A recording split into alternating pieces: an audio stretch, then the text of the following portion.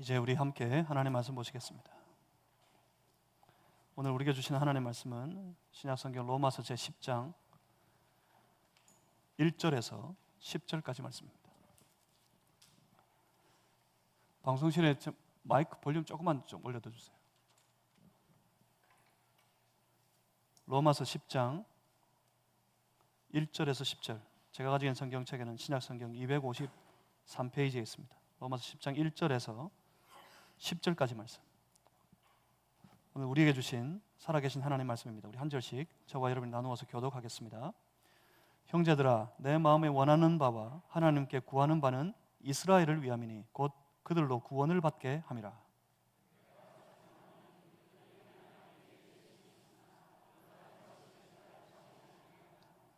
하나님의 의를 모르고 자기 의를 세우려고 힘써 하나님의 의에 복종하지 아니하였느니라.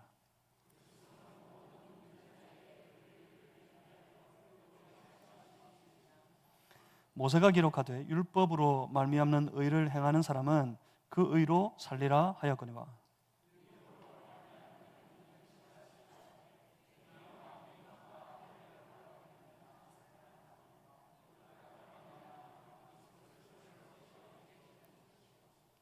혹은 누가 무저갱에 내려가겠느냐 하지 말라 하니 내려가겠느냐 함은 그리스도를 죽은 자 가운데서 모셔 올리려는 것이라.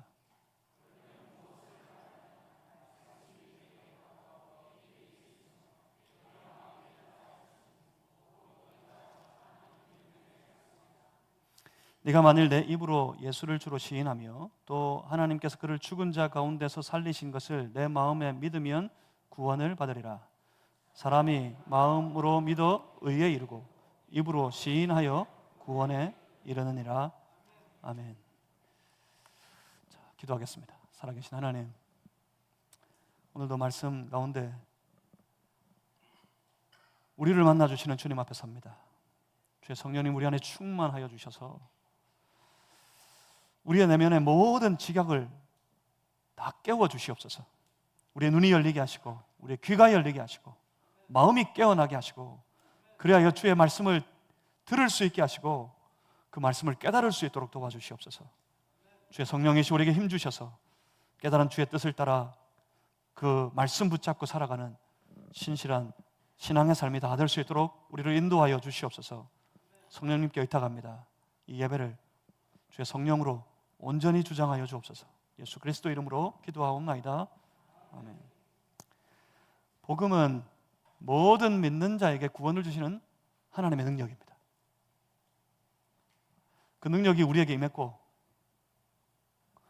그 복음을 믿는 우리로 말미암아 구원받은 하나님의 자녀가 되게 한 줄 믿습니다. 여러분, 구원이 뭡니까? 여러분, 구원이 어떤 거죠? 구원은 우리가 하나님의 자녀로서 살아가는 그 삶을 회복하는 것이 구원입니다. 구원은 하나님의 자녀된 우리의 신분을 회복하는 것이 바로 구원받는 겁니다. 아니었는데 되는 게 아니에요. 하나님의 자녀 아니었는데 하나님의 자녀가 아닌데 갑자기 하나님의 자녀로 변해버리는 게 아닙니다. 신분이 변하는 게 아니에요. 신분을 회복하는 거지. 하나님께서 우리를 긍휼히 여기셔서 처음부터 우리를 작정하셨어요. 택하셨어요. 흔히 예정하셨다, 그렇게 말하는 것처럼 말입니다. 하나님께서 우리를 택하셨습니다. 하나님의 택하심을 따라 우리는 하나님의 자녀로 이 땅에 창조되어졌습니다. 태어났습니다. 그런데 그 죄 때문에, 죄로 인해서 하나님의 자녀됨을 잃어버렸어요. 그 죄가 하나님과 우리의 사이 그 관계를 끊어버렸습니다. 그런데 복음이 임했습니다. 복음이신 우리 주 예수 그리스도께서 이 땅에 오셔서 우리 안에 하신 일이 바로 그겁니다. 우리를 하나님과 그 사이를 갈라놓아버린 그 죄의 문제를 해결하시는 그 놀라운 구원의 역사를 이루시기 위해 복음이신 예수 그리스도께서 이 땅에 임하셨습니다. 그래서 우리 안에 있는 죄를 걷어내셨어요. 그랬더니 그 예수 그리스도를 믿는 믿음으로 말미암아 우리가 다시 하나님 앞에 나아가게 되고 우리의 잃었던 신분을 회복하게 됩니다. 우리는 처음부터 하나님의 자녀였고 죄로 인해 잠시 잃었던 것을 예수 그리스도의 은혜로 말미암아 다시 회복하게 된 겁니다. 구원은 하나님의 자녀로서의 신분을 회복하는 겁니다. 하나님의 자녀로서의 신분을 회복했다 하는 말이 하나님과의 잃었던 관계를 회복했다는 말과 같습니다. 자녀로서의 신분을 회복했다. 하나님이 우리 하나님 되시고 우리는 그의 자녀가 되고 이 관계가 회복된 것을 말하는 거예요. 구원은 뭡니까? 하나님과의 관계, 하나님과의 교제가 회복된 겁니다. 구원이 뭡니까? 다시 하나님과 연결되는 거예요. 하나님과 연결되어져서 구원받은 하나님의 사람이 하나님과 더불어 교제하며 깊은 그 관계 속에 살아갈 때 그 마음속에 말할 수 없는 기쁨이 있고 말할 수 없는 감격이 넘쳐난다고 그랬어요. 그 기쁨과 감격 속에서 하나님과 교제하는 그 사람이 마음에 확신하는 것이 하나 있습니다. 하나님의 자녀로서의 신분을 회복하고 다시 하나님을 만나고 하나님과 더불어 교제하며 그 기쁜 하나님과의 관계 속에서 매일을 살아가는 중에 그 마음에 확신이 드는 게 있어요. 아, 나는 하나님의 자녀다. 그렇구나, 나는 하나님의 백성이다. 하나님의 자녀로서 구원받은 확신이 거기에서부터 비로소 생겨나게 됩니다. 확신은 누구의 강요로 말미암아 우리에게 주어지는 것이 아닙니다. 확신은 누가 강요했기 때문에, 그래서 외우라고 했기 때문에 외워서 얻어지는 것이 확신이 아니에요. 확신은 구원받은 하나님의 자녀가 하나님과의 깊은 교제 가운데 살아가면서 드는 그 마음의 열매입니다.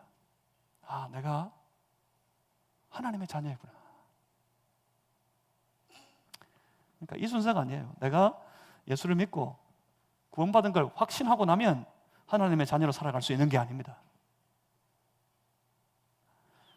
내가 구원받아 하나님의 자녀로서 하나님과 깊은 교제 속에 그 연결된 삶을 살아가는 중에 내 마음에 드는 것이, 내 마음에 강력하게 일어나는 것이 바로 하나님의 자녀됨의 확신이라는 거예요. 만약 확신이 없습니까? 그럼 뭘 점검해야 될 것 같으세요? 확신이 없습니까? 다시 외우기 시작해야 돼요? 수학 공식입니까, 어디? 수학 공식 잊어버리면 다시 외우면 되죠.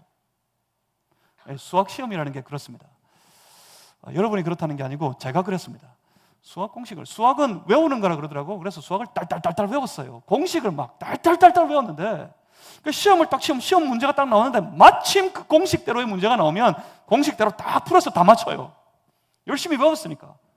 그런데 열심히 외워뒀어요. 그런데 문제가 선생님이 그냥 안 내시더라고, 희한하게. 약간만 꼬아버리면 이게 어떤 공식을 써야 되는 건지 잘 모르겠어. 그럼 어떻게 돼요? 다 틀려요. 그래서 다 틀려버려요. 그럼 수학 망치는 겁니다, 이제. 그럼 끝나고 난 다음에, 시험 치고 난 다음에 시험 문제 다 틀렸어요. 그러면 뭐 합니까, 다시 외웁니다. 수학 공식 딸딸딸딸 외웁니다. 이게 어떤 원리로 시작해가지고 이렇게 왜 이 공식이 이렇게 적용돼서 그래서 이 문제가 이렇게 풀려지는구나, 이건 전혀 모르고 말이죠. 공식만 외우는 거야, 열심히 공식만. 그래서 확신이 흔들립니까? 이걸 공식처럼 외운 사람들은 확신이 흔들리면 다시 확신을 외웁니다. 나는 구원받았어. 나는 하나님의 자녀야. 열심히 외웁니다. 근데 삶에 나가면, 삶에서 세상이 도전하는 수많은 일들을 만나면 그 만남 속에서 판판이 깨져요. 이걸 어떻게 믿음을 적용해야 될지 모르겠는 거야. 내가 어떻게 하나님의 자녀로서 이때 행동하고 말하고 살아야 되는지 모르겠는 거예요. 그래서 판판이 깨져요. 판판이 넘어져요. 야, 내가 확신이 부족했구나. 그래서 돌아와서 열심히 다시 외웁니다. 외우면 뭐합니까? 그 삶에 드러나지 않는 거예요. 확신은 외우는 게 아닙니다. 확신은 하나님과의 교제 속에서 깨어나는 우리의 마음입니다. 나는 하나님의 자녀다.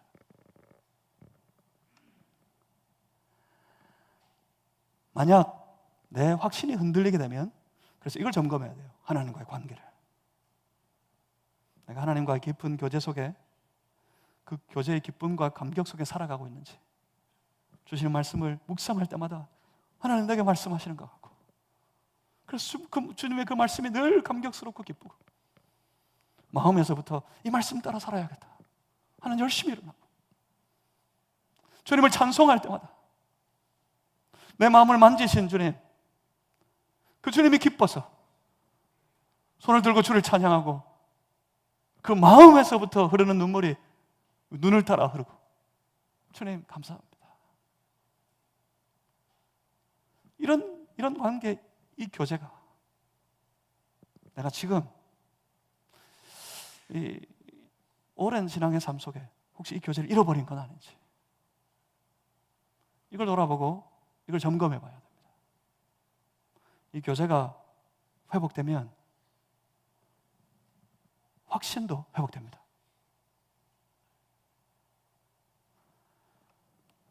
만약 이 관계가 없는 확신이 있으면, 그 확신은 그 사람을 아주 위험한 삶으로 만들어버립니다.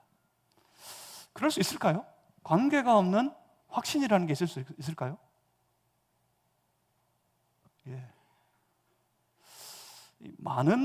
많이 강요되어진 확신이, 바로 이렇게 되어 있습니다.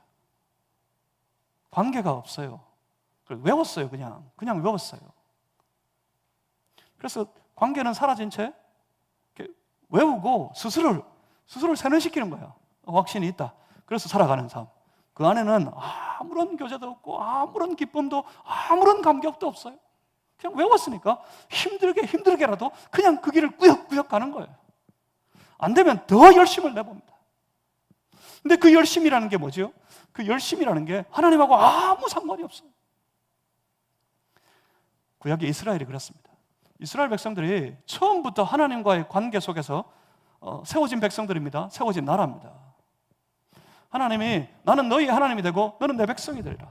처음부터 이 언약 가운데 이스라엘을 부르셨어요.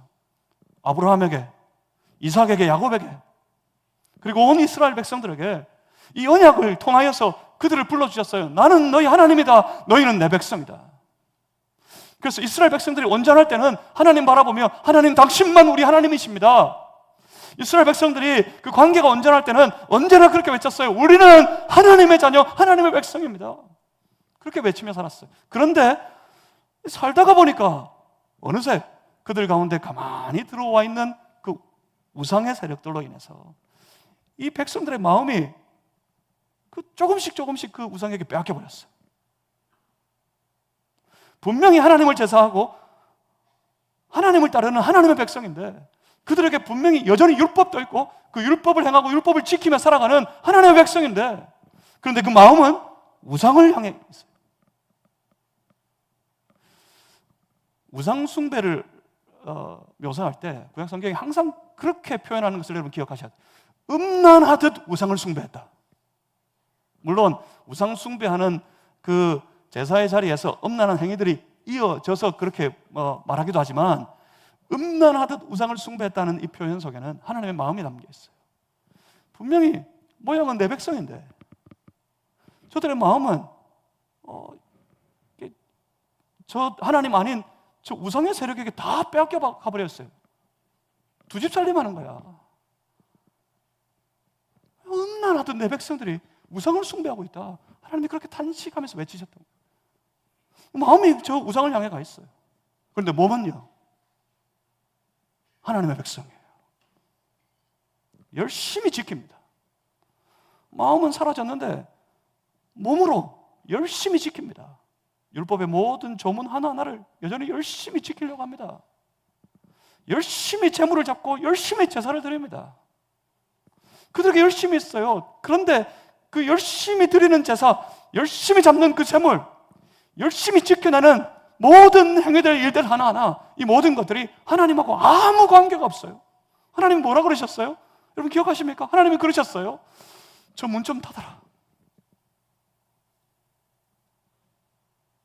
나는 이미 배가 불렀다. 더 필요치도 않으니까 제발 누가 저 성전 문 좀 닫아줬으면 좋겠다. 재물 들고 열심히 나오는 그 백성들을 보시면서 하나님 선포하십니다. 저 문 좀, 저것 좀 닫아버려라. 닫아버려라. 무슨 말입니까? 하나님하고 아무런 관계가 없는 거예요. 그러면 그 이스라엘 백성들의 열심은 뭐죠? 그 열심은 전부 하나님을 위한 게 아닙니다. 전부 자기를 위한 거죠. 이렇게 해야 이 집에도 잘 살겠거든. 마음으로는 저 집 살고 있는데 몸은 이렇게 해야지 이 집에도 살겠거든. 그래서 그 열심으로 자기를 위하는 거예요. 자기를. 하나님하고 아무런 관계없는 거기에 빠져버린 채. 구원은 하나님의 자녀되면 이 관계를 회복하는 겁니다. 관계를 회복한 하나님의 자녀들, 그들이 구원받은 하나님의 백성들입니다. 그런데 오늘 우리에게 중요한 것이 있습니다. 이 구원이 오늘 우리에게 임할 때 이 구원을 얻게 되는 유일한 길이 오늘 우리에게 주어지기를 오직 한 가지밖에 없습니다. 오직 한 분, 우리 주 예수 그리스도로 말미암아 오직 예수 그리스도를 믿는 믿음으로만 우리가 다시 하나님 앞에 나아갈 수 있고 우리가 다시 하나님을 만날 수 있고 우리가 다시 하나님과 교제하는 하나님의 거룩한 자녀로서의 신분을 회복할 수 있게 됩니다. 다른 길은 없습니다. 이 세상 가운데 우리에게 구원을 주실 만한 다른 이름을 우리에게 주신 적이 없어요. 오직 예수 그리스도밖에는 없습니다. 내가 곧 길이요 진리요 생명이라고 선포하신 예수 그리스도, 그 예수 그리스도를 믿는 믿음 말고 하나님의 자녀로 하나님의 백성으로 거듭날 수 있는 길이 세상에는 존재하지 않습니다. 오직 예수 그리스도밖에 없습니다. 그래서 예수 그리스도를 믿을 때 주 예수의 내 그리스도 되심을 내가 믿음으로 고백할 때 우리는 하나님의 거룩한 자녀로서의 신분을 회복하고 다시 하나님과 만나 교제하는 이 놀라운 구원의 삶을 살아갈 수 있게 되는 겁니다.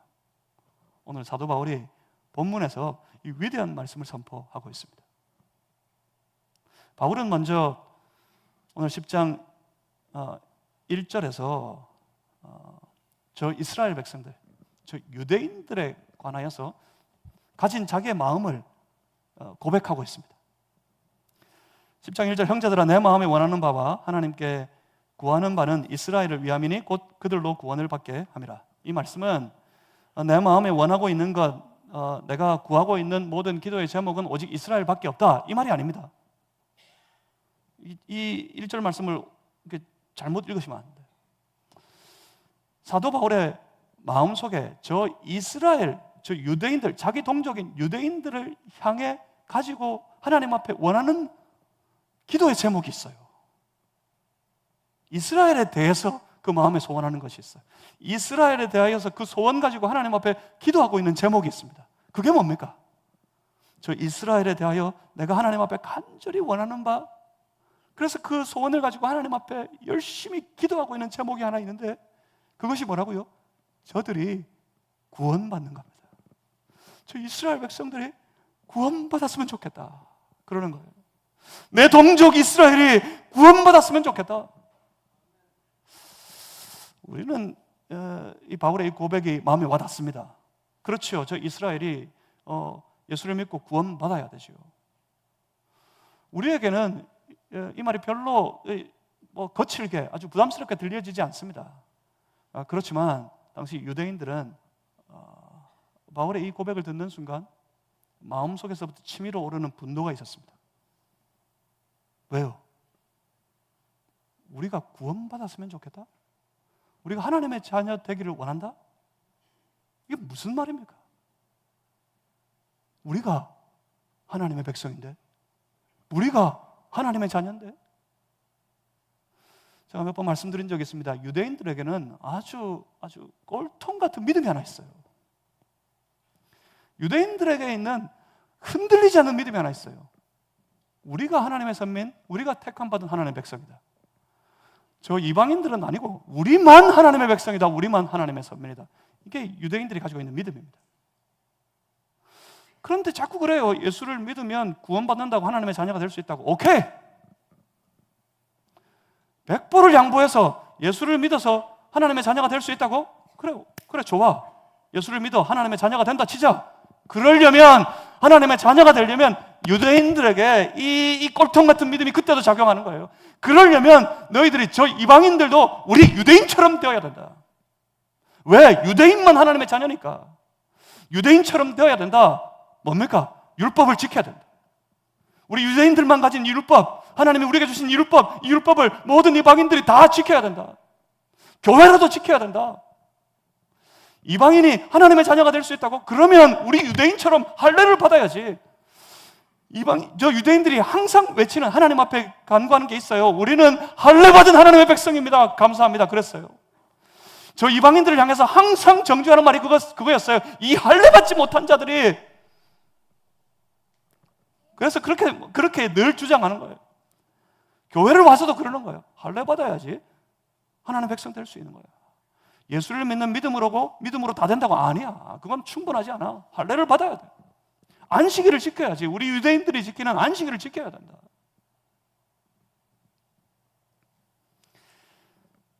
유대인들에게는 그런 믿음이 있었어요. 우리만 하나님의 자녀다. 우리는 하나님의 자녀다. 그런데 바울이 뭐라 그래요? 저들이 구원받았으면 좋겠다. 유대인들에게 구원이 필요합니까? 그들은 스스로 하나님 백성이라고 굳게 믿고 있는데, 우리에게 구원이 필요하다고? 심지어 저들은 하나님을 향한 열심이 있었어요. 열심히. 어떤 누구도 쫓아가기 어려운 하나님을 향한 열심이 있었습니다. 그런데 그 열심을 향하여서 사도 바울이 본문 2절을 보십시오. 2절에 그렇게 말씀합니다. 내가 증언하노니 그들이 하나님께 열심히 있으나 올바른 지식을 따른 것이 아니니라. 열심히 있는데 올바른 지식을 따른 것이 아니랍니다. 무슨 말입니까? 열심히 있는데 뭘 모르고 하는 거란 말입니다. 내가 증언하노니, 이건 바울의 고백이에요. 자기가 그랬었다는 거지. 유대교회 누구보다도 열심히 했던 사람, 유대교회 안에서 아주 전도 유망한 청년이었던 이 사람, 많이 배우고 똑똑하고 혈통도 좋고,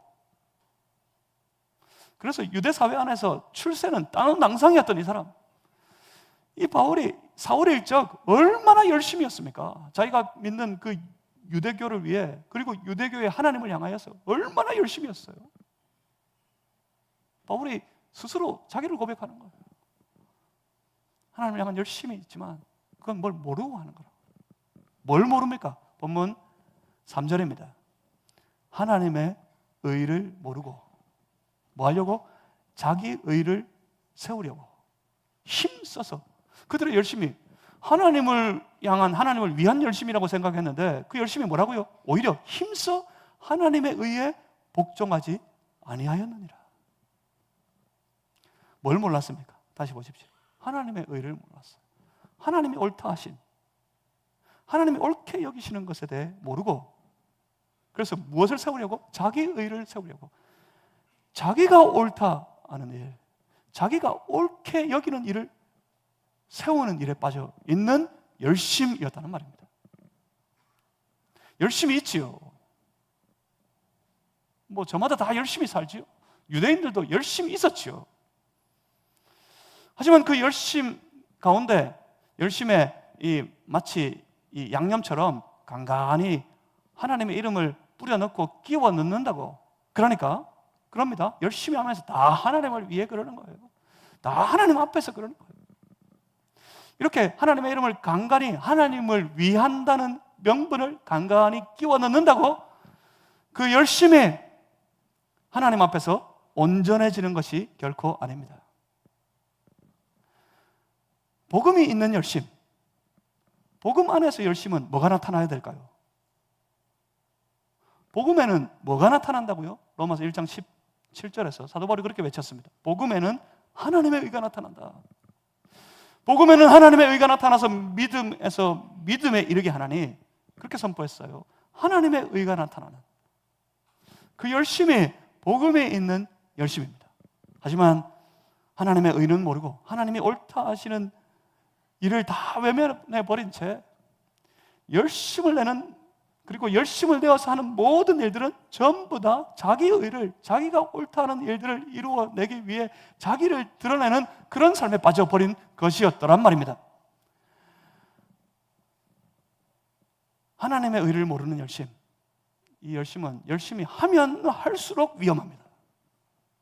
특별히 공동체 안에서는.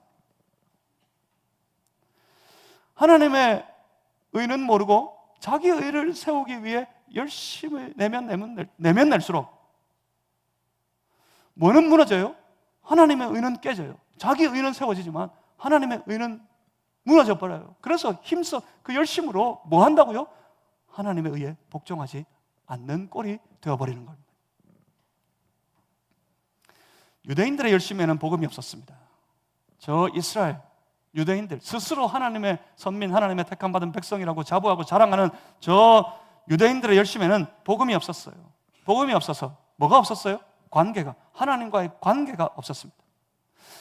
복음이 없고 하나님과의 관계가 없는 열심은 바로 곧장 형식적인 열심이 되어버립니다.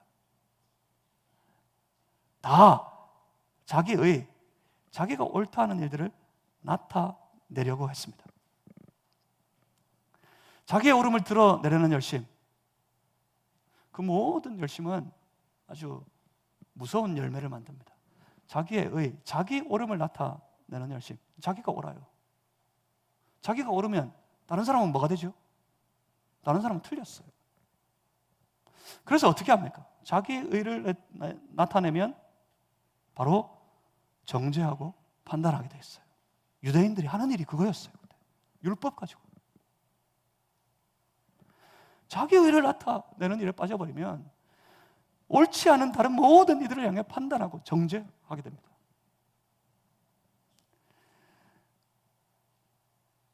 그 율법을 핑계로 저 유대인들은 애써서 하나님의 의에 복종하지 않고 있었습니다. 근데 이때 사도 바울이 아주 놀라운 선포를 합니다. 본문 4절입니다. 본문 4절에 그리스도는 모든 믿는 자에게 의를 이루기 위하여 율법의 마침이 되시니라. 율법의 사활을 걸고 살아가는 이스라엘, 저 유대인 백성들인데 사도 바울이 그래요. 마쳤다 이제 종쳤다. 이 말은 구약의 율법을 가지고 통치하던 그 구약의 모든 질서는 이제 끝이 나고 예수 그리스도께서 친히 통치하시는, 예수 그리스도께서 복음으로 믿음의 의로 친히 통치하시는 새로운 시대가 시작되었다는 말씀입니다. 그 구약의 율법의 통치가 율법으로 말미암는 의가 저 백성들에게 요구하는 것이 있었어요. 본문 5절의 말씀을 한번 보십시오. 5절에 모세가 기록하되 율법으로 말미암는 의를 행하는 사람은 그 의로 살리라 하였거니와, 이 말씀을 더 쉽게 번역하면 그렇게 됩니다. 모세를 통해서 우리에게 주어진 율법, 그 율법이 우리에게 요구하는 의는 뭐라고요? 그 율법을 다 지키는 거다. 율법이 우리에게 말하고 있대요. 지켜라. 율법의 의는 율법을 지키는 것으로 나타나야 됩니다. 온전히 지키고, 다 지키고, 빠짐없이 지키고, 낱낱이 지키고. 이스라엘, 저 유대 백성들이 철저하게 빠져있는 삶이 그거였어요. 안 지키면 비난하고 정죄하고 판단하고, 그래서 못살게 굴고 하는 일에 빠져 있었어요. 모세를 통해 주어진 율법이 우리에게 말하는 의는 이거다. 이걸 다 지켜야 된다. 하지만 보면 6절 말씀을 보십시오. 6절에 믿음으로 말미암는 의는 이같이 말한다. 모세가 우리에게 준 율법으로 말미암는 의는 이걸 다 지켜야 된다고 말했는데, 율법을 철저하게 지켜야 되는 것이라고 말했는데, 믿음으로 말미암는 의가 말하는 것은 뭐라고요? 먼저 네 마음에 누가 하늘에 올라가겠느냐 하지 마라. 7절에 혹은 누가 무정에게 내려가겠느냐 하지 마라. 이런 말을 해서는 안 된다. 이건 마치 우리의 그리스도를, 이 땅에 오신 그리스도를 이리저리 내 마음대로 흔들어 버리는 것과 같다. 누가 올라가겠느냐, 누가 내려가겠느냐. 마치 올라갈 자, 저 하늘에 올라갈 자, 스스로 믿었어요. 유대인들은 우리가 하늘에 올라갈 자들이라고. 하늘에 올라갈 자, 그리고 저 지옥으로 떨어질 자, 무정에 내려갈 자 다 정해뒀어요. 내가 다 알고 있어요. 마치 내가 정하는 것 같이. 그런 말 하지 말라고. 저 사람은 되고 저 사람은 안 되고, 이런 말 하지 말라고. 저 사람은 되고 저 사람은 도대체가 안 되겠어. 이런 판단은 도대체 무슨 근거로 주어지는 겁니까? 뭘 근거로 그런 판단을 합니까? 그거예요. 결국 다 자기 지식이 기준이 되고 자기의 판단이 기준이 되는 겁니다. 그리고 그 기준으로 다 나눠요. 세상을 보십시오. 이게 문제입니다. 세상에 사변이 너무 많아요. 세상에 이론이 너무 많아요. 세상에 사상이 너무 많아요. 지금 우리나라만 봐도 딱 갈라져가지고, 가만히 들어보면 이 편에서 들으면 이 말이 옳아요. 저 편에서 들으니까 그런데 저 말이 옳아요. 어디 더 틀린 말이 없는 것 같아요. 그래서 뭐가 옳아요? 뭐가 항상 옳습니까? 우리 편이 옳아요. 우리 편이. 무엇이 옳은지, 무엇이 틀렸는지는, 그것을 판단하는 것은 내가 어느 편에, 어느 쪽에 서 있느냐에 따라서 달라지는 거예요. 내가 이 편에 서서 가만히 보니까 저 편은 다 틀렸어요. 우리 편은 다 맞아. 저쪽에서 보니까 이 편은 틀렸고 저쪽이 다 맞아요. 이 편, 저 편으로 갈라져서 이제는 너도 나도 다 옳답니다. 지금 이 땅에 딱 그 길에 빠져 있습니다. 우리나라가 그래요. 반쪽으로 딱 갈라져가지고. 최근에 수해가 있어서 많은 인명이 다치고 죽었습니다. 정말 이 안타까운 일을 앞에 두고서도 뉴스를 들으면 딱 그거예요. 누구 잘못이야? 우리 편은 맞는데 너희 편이 틀렸어. 그래서 싸우고 있어. 정말 이 땅이 혼란스럽습니다. 그런데 세상만 그렇습니까? 그런 모습이 교회 안에도 다 들어가 있어요. 교회가 그러고 있어요. 하나님 보실 때 교회가 아파요. 교회 때문에 하나님 마음이 아파요. 분명히 기억하십시오. 이 편도 저 편도 아니고, 이 이론과 저 이론이 아니고, 이 사상이 저 사상이 아니고, 이 땅에 있는 진리는 오직 하나밖에 없습니다. 우리에게 허락하신 진리는 딱 하나밖에 없습니다. 오직 예수 그리스도. 오직 예수 그리스도 한 분만이 우리가 믿고 붙잡아야 될 유일한 진리임을 믿는 백성이 되시기를 주님의 이름으로 축복합니다. 예수 그리스도밖에 없습니다. 오직 예수님만이 진리입니다. 예수님만이 유일한 우리의 삶의 방법입니다. 예수님만이 우리가 가진 유일한 사상입니다. 예수님만이 우리가 지고 살아갈 유일한 이론입니다. 예수님만이 우리가 붙잡고 살아야 될 유일한 진리이란 말입니다. 교회 안에서고 교회 밖에서고 예수 그리스도밖에 없습니다. 우리의 삶 속에 오직 예수 그리스도밖에 없습니다. 진짜 믿음으로 말미암는 의는 이런 거 안 합니다. 이런 말 하지 않는다고요. 그러면 무엇을 말합니까? 본문 8절입니다. 8절의 말씀. 그러면 무엇을 말하느냐? 뭐가요? 믿음으로 말미암는 의가 말하고 있는 게 뭐냐? 그러면 무엇을 말하느냐? 말씀이 내게 가까워 내 입에 있으며 내 마음에 있다 하였으니 곧 우리가 전파하는 믿음의 말씀이라. 이 8절의 말씀은 이후에 그 위대한 9절 10절의 말씀을 나타내기 위해 설명하는 구절입니다. 믿음으로 말미암는 의가 뭘 말한다고요? 그건 이미 가까이 와 있대요. 믿음으로 말미암는 의가 말하고 있는 것, 나타내고 있는 것, 저 멀리 있는 게 아닙니다. 그래서 막 찾아야 되는 게 아닙니다. 가까이 와 있대요. 어디에? 이미 우리 입에. 어디에요? 우리 마음속에 와 있대요. 뭐가 와 있습니까? 그들에게, 그들의 입에, 그들의 마음속에 뭐가 와 있었을까요? 사도 바울이 그럽니다. 곧 우리가 전파하는, 우리가 preach하는, 내가 지금 preaching하고 있는 사도의 설교, 그 설교를 통해 주어지는 믿음의 말씀들, 그게 와 있다고요. 한 번, 두 번 외친 것도 아니고, 한 번, 두 번 전한 것도 아니고, 계속해서 예수 그리스도의 의에 계속해서 우리 가까이, 우리 입에, 우리 마음에 선포되고 있는 말씀이 있어요. 그 말씀이 믿음으로 말미암는 의가 우리에게 말하고 있는 거랍니다. 믿음으로 말미암는 의가 말하고 있는, 우리 가까이 와 있는 그 말씀이 뭡니까? 그게 9절과 10절입니다. 9절, 10절 말씀을 우리 다 같이 한번 읽어보겠습니다.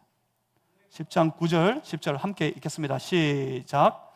네가 만일 내 입으로 예수를 주로 시인하며 또 하나님께서 그를 죽은 자 가운데서 살리신 것을 내 마음에 믿으면 구원을 받으리라. 사람이 마음으로 믿어 의에 이르고 입으로 시인하여 구원에 이르느니라. 아멘. 예수를 주로 시인하고 그 입으로 우리 예수님 부활하신 것을, 하나님이 살리신 것을 마음에 믿으면 구원을 받는다. 한마디로 말하면 예수의 그리스도 되심을 믿으면 구원받는 거예요. 그리고 10절, 이어진 10절 말씀, 이 유명한 말씀입니다. 사람이 마음으로 믿어 의에 이르고 입으로 시인하여 구원에 이르느니라. 여러분 마음에 예수를 믿는 믿음의 마음이 있고, 그래서 입술의 말로 늘 예수의 그리스도 되심을 시인하고 고백하는 믿음의 사람들 되시기를 주님의 이름으로 축복합니다.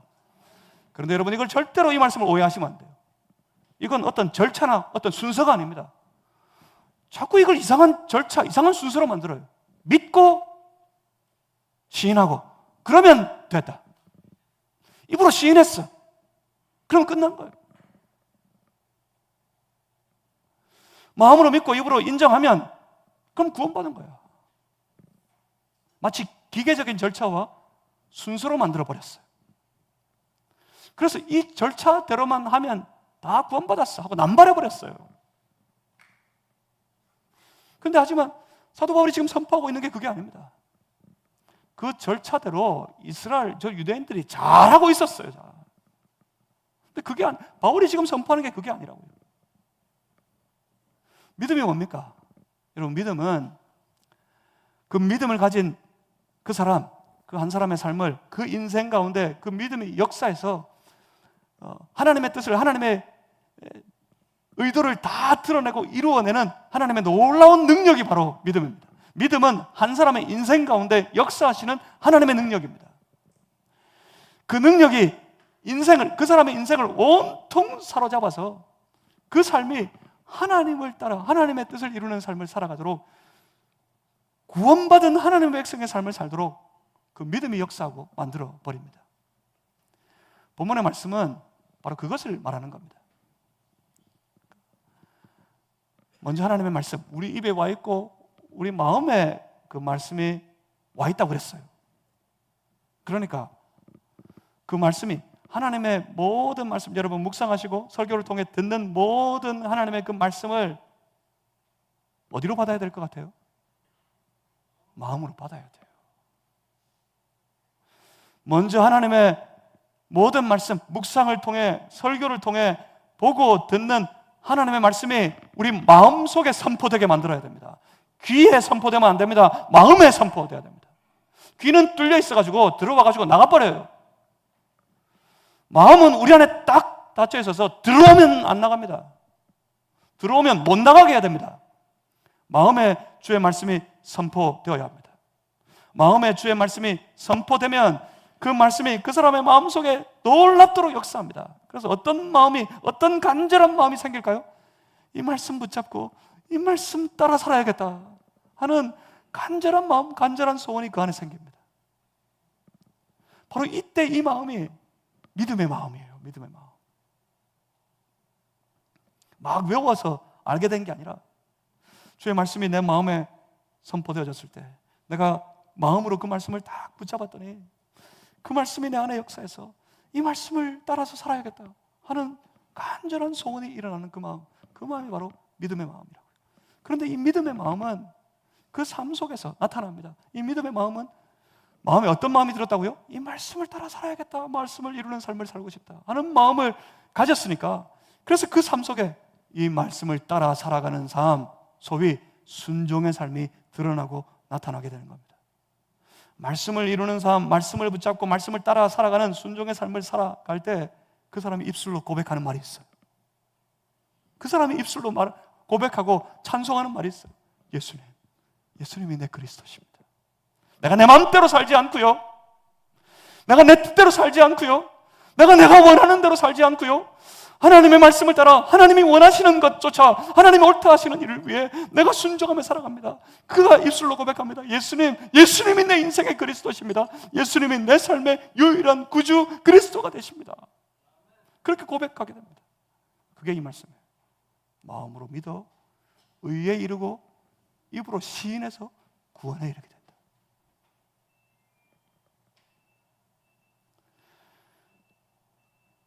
이것처럼 주 예수를 그 마음에서부터 온전히 믿는 믿음이 있어야 합니다.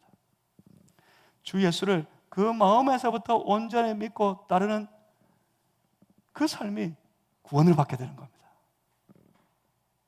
주께서 주시는 모든 언약의 말씀과 그 말씀을 마음으로 붙어받아서 그 마음을 따라 순종하며 살게 될 때 그 입술로 예수를 그리스도로 고백하며 살아가는 인생이 되고 그 인생이 구원받은 하나님의 자녀인 겁니다.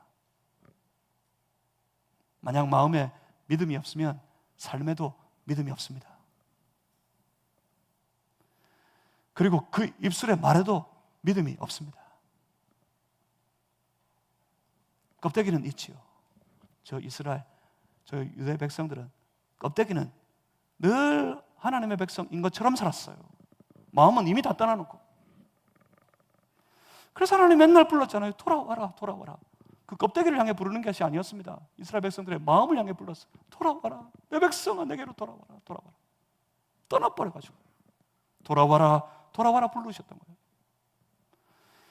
그런데 그 껍질은 아주 열심히 하나님을 빙자하여 포장했습니다. 다 치장했습니다. 그런데 그의 삶에 믿음이 아니었습니다. 그 입술의 모든 말들이 믿음이 아니었어요. 단지 자기의만, 자기가 옳다는 주장만 가득할 뿐이었습니다. 여러분 점검하셔야 됩니다. 여러분 믿음의 삶을 점검하셔야 돼요. 잘 돌아보고 잘 살펴봐야 됩니다. 일단 믿으면 일단 한번 믿어봐. 일단 한번 믿어봐. 그러면 다 돼. 옛날에 약장수들이 그렇게 외쳤잖아요. 일단 한번 먹어봐. 이게 뭐야? 이게 뭐죠? 뭐가 주고 그랬지? 뺨이야, 뺨. 일단 한번 먹어봐. 그러면 다 나와. 그냥 다 끝이 났어. 뭐 치약장수처럼 일단 한번 믿어봐. 그러면 끝이야. 다 해결되는 거야. 일단 한번 믿고 난 다음에는 이제 다 된 거예요. 이건 이단이 늘 주장하는 가르침입니다. 즉 구원파 이단이 일단 한번 믿으면 끝이 난 거예요. 회개도 필요 없고 아무것도 필요 없어요. 네 마음대로 살아도 된다. 그렇게 가르칩니다. 그런데 이단만 그렇게 살아요? 아니요. 우리도 그래요. 일단 한번 믿어봤어. 그리고 끝이야. 점검을 안 해요. 돌아보질 않아요. 살펴보질 않아요.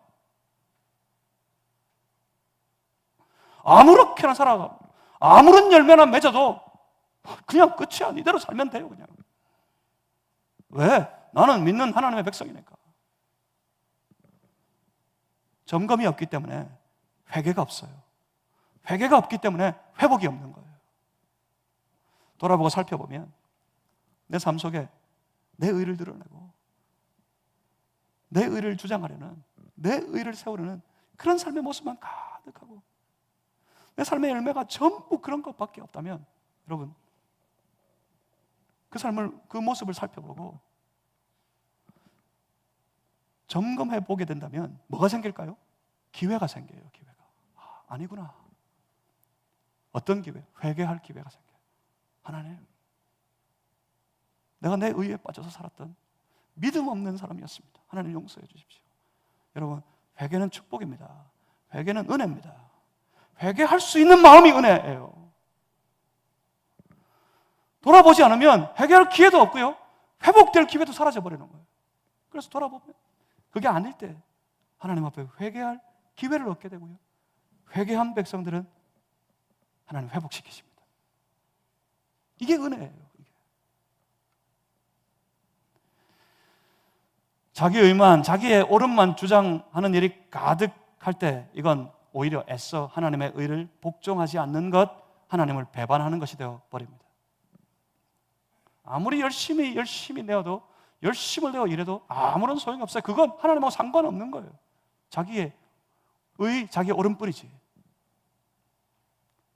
마음에 믿음이 없으면, 마음에 복음이 없으면, 마음에서부터 하나님과의 교제, 하나님과의 관계가 없으면 아무 소용이 없는 겁니다. 그러니 마음 속에서부터 예수 그리스도가 있어야 합니다. 마음 속에 복음이 있어야 됩니다.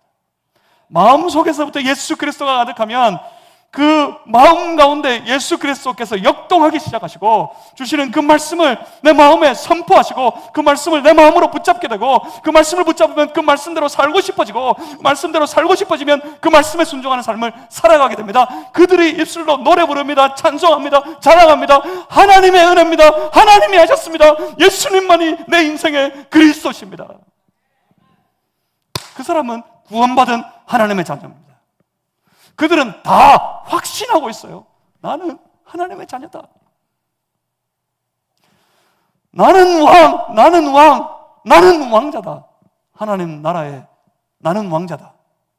이 노래 정말 명곡입니다. 나는 왕자다. 하나님과 깊은 교제가 있는 사람이 부르는 노래예요. 마음속에서부터 예수 그리스도가 있어야 합니다.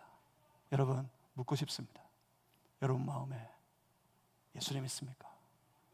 여러분 마음속에 복음이 있습니까? 여러분 마음속에 하나님과의 깊은 교제, 이 관계가 있습니까?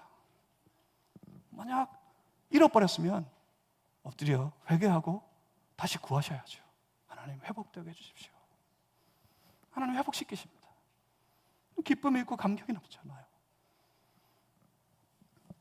사랑하는 성도 여러분, 그러니 마음으로 예수를 믿고 그 믿음으로 예수를 위해 살고 예수를 위해 살아가는 그 삶으로, 그 삶의 입술로 주 예수의 그리스도 되심을 고백하고 예수님 자랑하고 예수님 찬송하며 살아가는 신실한 하나님의 백성, 하나님의 자녀 다 되시기를 주님의 이름으로 축복합니다. 하나님이 역사하실 겁니다. 기도하겠습니다. 살아계신 아버지 하나님, 우리 마음에서부터 주 예수 그리스도를 품고 주 예수 그리스도의 말씀을 우리 마음속에 붙잡고 그 말씀을 따라 살아가는 삶으로 늘 그 입술로 하나님 찬송하며 자랑하며 살아가는 우리 믿음의 삶이 다 될 수 있도록 주여 역사하여 주시옵소서. 하나님의 자녀들을 지켜주시고 인도하여 주시옵소서. 성령님 우리 안에 충만하여 주옵소서. 예수 그리스도 이름으로 기도하옵나이다. 아멘. 함께 찬송가 289장 주 예수 내 마음에 들어와 계신 후 함께 찬양하겠습니다.